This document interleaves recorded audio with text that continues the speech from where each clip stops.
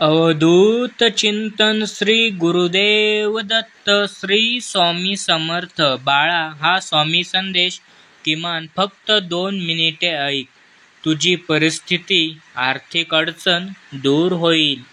तर बाळा, स्वामी सांगतात, आता तुझे वाईट दिवस असतील, पण खचून जाऊ नकोस.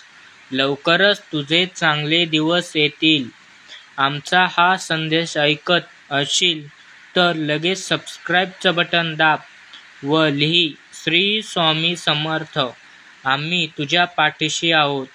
तू केलेले पाप पुण्य याचा समतोल राखण्याचे काम करत आहोत.